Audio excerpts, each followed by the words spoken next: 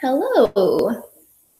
Hopefully this is working. I'm just gonna double check YouTube via Patreon real quick. I don't even know if anyone's watching right now, but that's okay. This should be posted.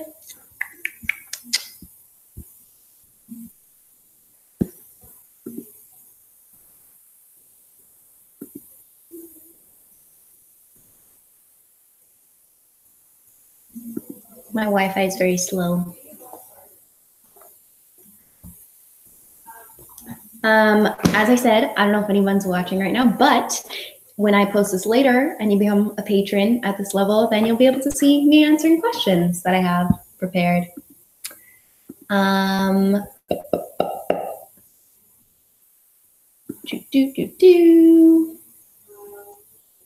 I have prepared. Oh, everything is set up then. Okay. I wonder where I can see. Okay. If you have any questions, let me know. I don't know how to locate those questions. I should have troubleshooted this. I did not. That's okay. So I will introduce myself, I guess. In case you don't know who I am, my name is Em, and I write and direct the van, and I also play Rosaline. And yeah, that's about it. Thank you all, first of all, for being patrons. That means the world to me, and I can't believe anyone at all is paying money to support our show, and it does what we need most, which is to raise money so that we can help pay our actors and our artists, our wonderful artists such as Christian Ayala, who does our sound design, Halen Camellia Redwood, who does our composing, and Hannah Smart, who does our actual artwork, and then some additional artwork for us. And yeah, Ryan, who does our sound engineering, who is amazing. I always forget about him because he also runs our podcast network, Whale Bus, and so I feel like he's off doing his own thing all the time, and I always forget. But he's invaluable. So I have a couple questions here that I had people ask me. A couple of them are goofy questions that my roommates asked me, and they're not valid. So we'll be skipping over those. Number one, if all my characters were drinks, what would they be?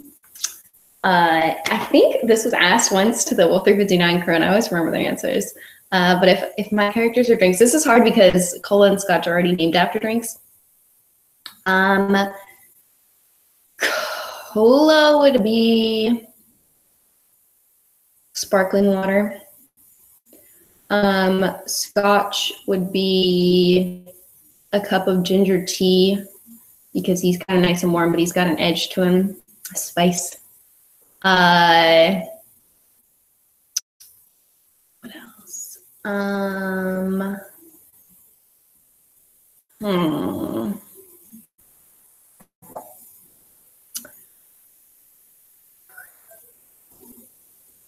Junebug would be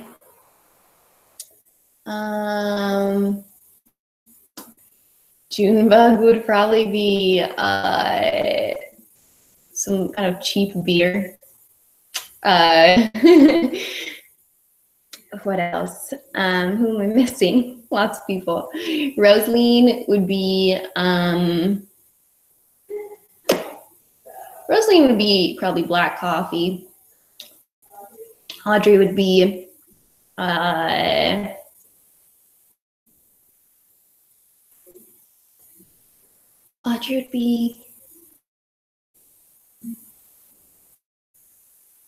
something maybe like strawberry milkshake. Oh no, I changed my mind. Audrey would be like raspberry lemonade. Something kind of lighter and sweeter. And who am I missing? Nova Scotia would be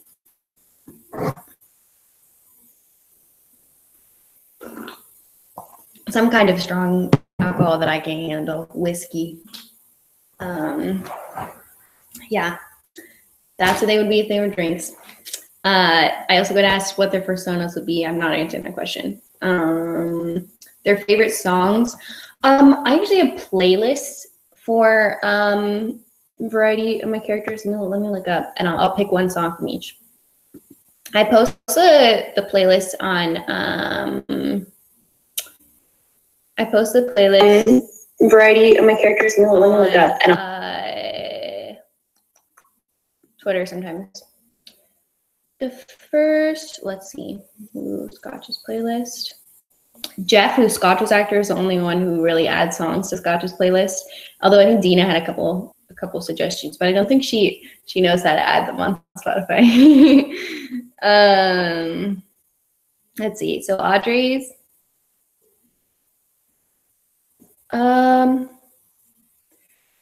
Still Feel by Half Alive. There's a great music video to that one that I really adore. I feel like that one's good. Here, I'll play it.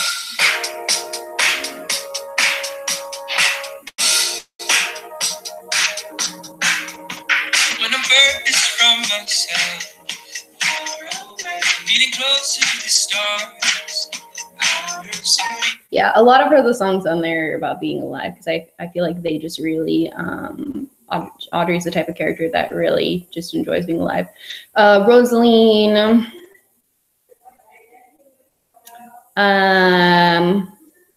You Can Do Better Than Me by Death Cab for Cutie always reminds me of her, and the way she thinks about herself.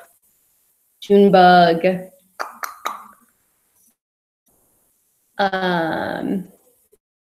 Kiss with a Fist by Florence and the Machine. Scotch. I have a lot of like emo indie stuff on his playlist. My Boy Loves Coffins by Florence and the Machine. Jeff put Hurt by Johnny Cash on there, and I think that's a really good decision. Cola, I always think of Sound and Color by the Alabama Shakes. And boy, I have a lot of Florence and the Machine on here. Dream by Fleetwood Mac.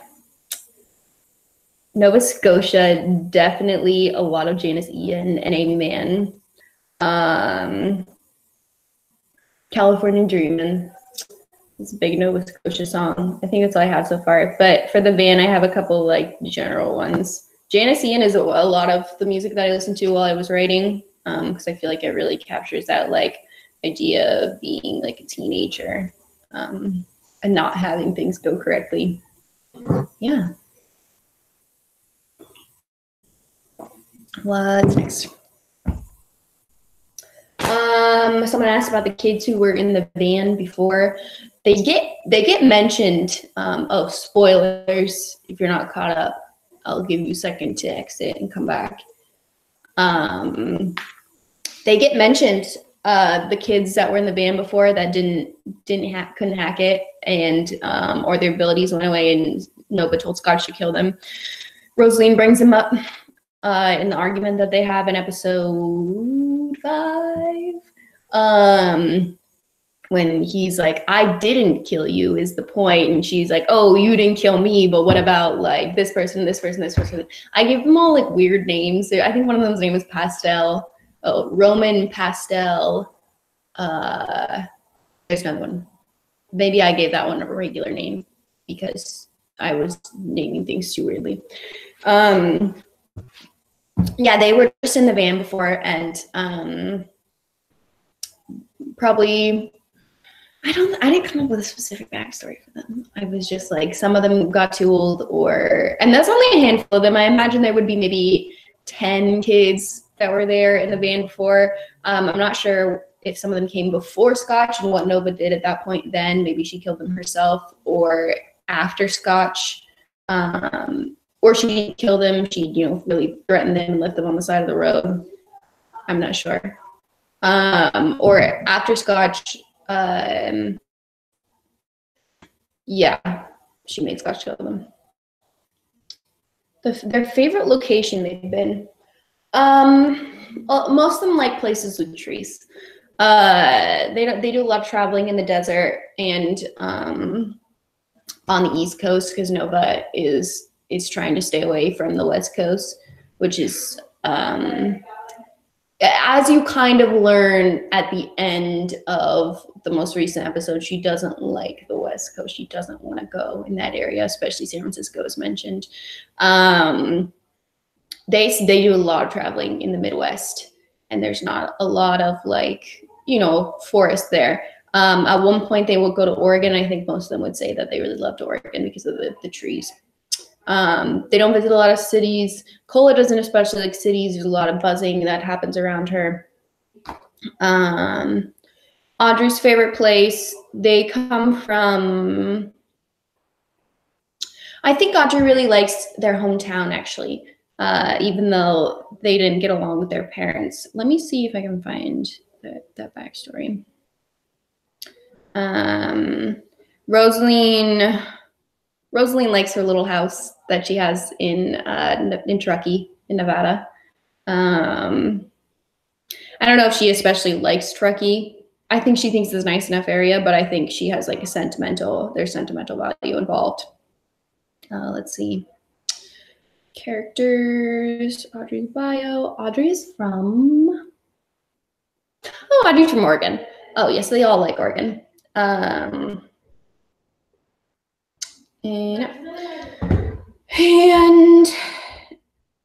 next question.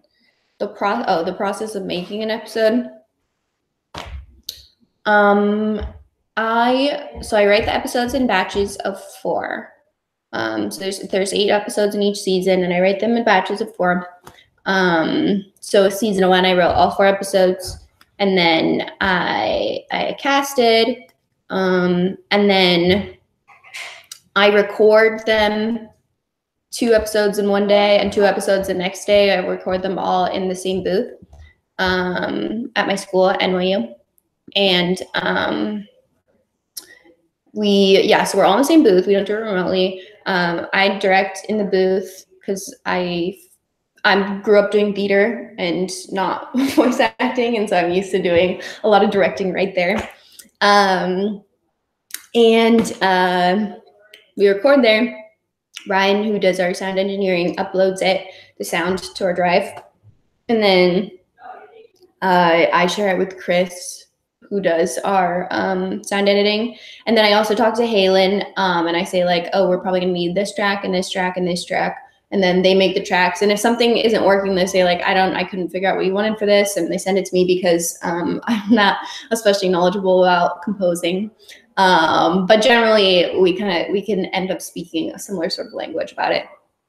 And then I send those tracks to Christian and tell him where I want the tracks. And he puts together like a rough cut and sends it to me a couple days. Our team is really big procrastinators, but that's because we're all, most of us are students.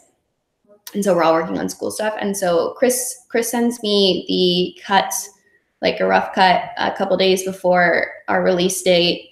And I tell him to fix a couple little things. Normally there's not a lot because he just has like a general idea of what I want. And, it's not a particularly like experimental, like audio heavy show beyond maybe the superpowers, which once we get down, like we know how each power sounds. Initially, like for Rosaline's power, for example, we went through a couple things to figure out what her power sounded like.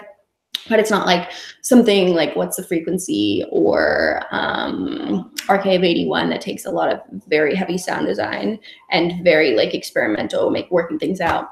So it doesn't take too long. And then maybe the day of, I record the credits. The day before the day of, I record credits, send them to Chris. Chris sends me the whole cut, and then I upload it.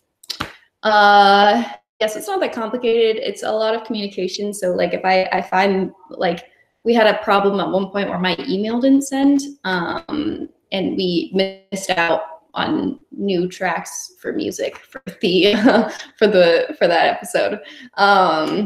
Yeah, so it just takes a lot of communication.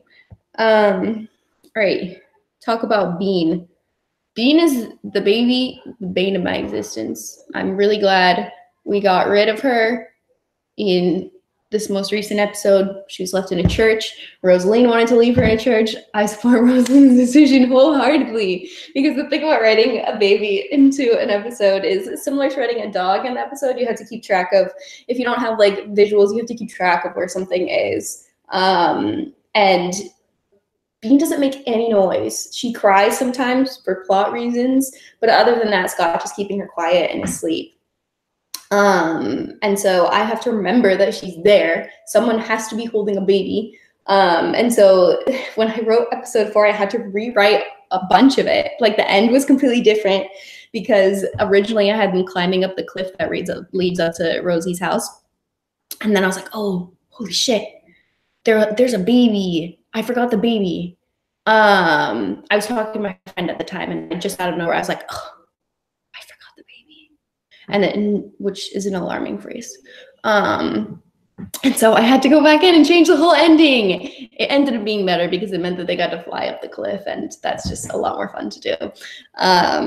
But I'm really glad I got done with her. I told my producer and friend Jane, she used to live here, so we would just be walking around the apartment, and I would throw ideas at her. I'd be like, Jane, I'm getting rid of Bean because I hate writing that baby. And then she's like, no, it's a good plot device. I was like, I don't care. I'm getting rid of the baby. So I'm glad the baby's gone. Yeah. And then I'm running out of information for you. I'm glad I'm doing this live stream, but no one's gonna be able to watch until much later, which is fine.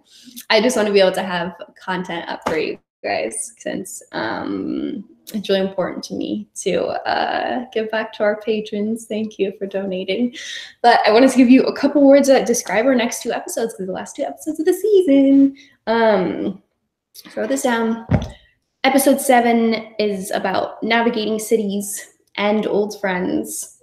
And episode 8 is about family and betrayal. So take that as you will. Finger guns. And yeah, that's about all I have for you. If you come back and watch us later, I hope you have fun.